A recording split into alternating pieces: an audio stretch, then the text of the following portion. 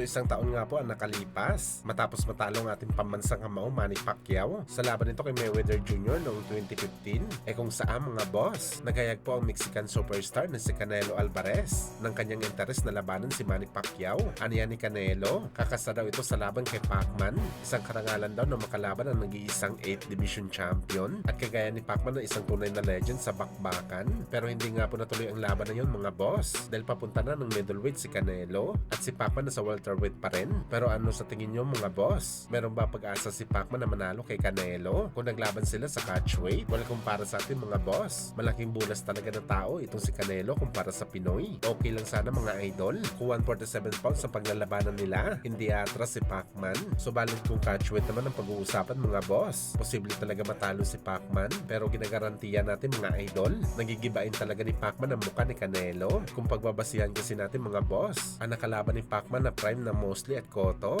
pareho silang nawasak at pinagapang sila ng Pinoy Legends sa ibabaw ng lona sa kanilang mismong kalakasan sa bakbakan. Pero sa laban ni Canelo kay Mosley at Cotto, hindi ba lang sila napabagsak ng Mexican superstar? Malayo talaga ang diferensya mga boss.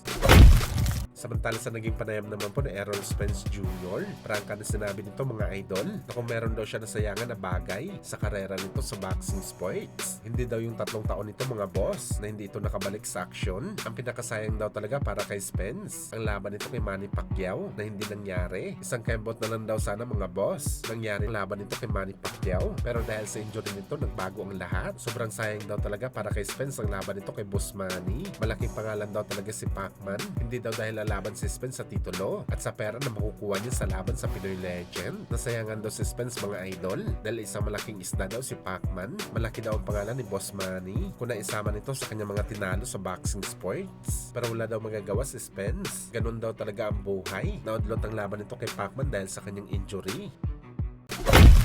So matapos nga po mag-angas si John Ronald Casimero, nadudurugin daw nito gamit ang isang kamay lamang si Naoya Inoue sakaling maglaban sila sa ibabaw ng boxing ring. Dahil kung gagamitin daw ni Elas mga idol, ang kanyang kanang kamay baka ano pa daw ang mangyari kay Inoue kung saan tila magiging bato na yata mga boss ang pinapangarap na laban ni Casimero kay Inoue. Dahil in 3 years time mga idol, buo na ang pasya ni Inoue na magretero sa boxing sports. Pagtungtong nito ng 35 anyos, bali ang plano ni Inoue mga boss, huling laban daw nito sa super bantamweight, kalaban nito si Bam Rodriguez at aakyat na ito ng division sa 126 pounds at doon natatapusin ang kanyang karera sa boxing sports. Maximum na lang daw si Inoue ng 3 laban sa 126 pounds at ayon pa nga sa ama ni Inoue mga boss, suportado daw nito ang kanyang anak sa kahit anumang gusto nito na gawin sa kanyang karera. Kahit pa daw ngayon magretero si Naoya Inoue mga idol, wala daw problema kay Shingo Inoue. Hindi na daw mabubura ang ginawa ni Inoue sa boxing sports. Isang tunay na daw talaga ito na legend sa sports ng suntukan. Kahit ngayon pa daw siya magretero, wala na daw dapat patunayan pa si Inoue dahil ang panalo daw nito sa laban niya kontra kay Nakatani ay nagdala talaga kay Inoue sa legendary status.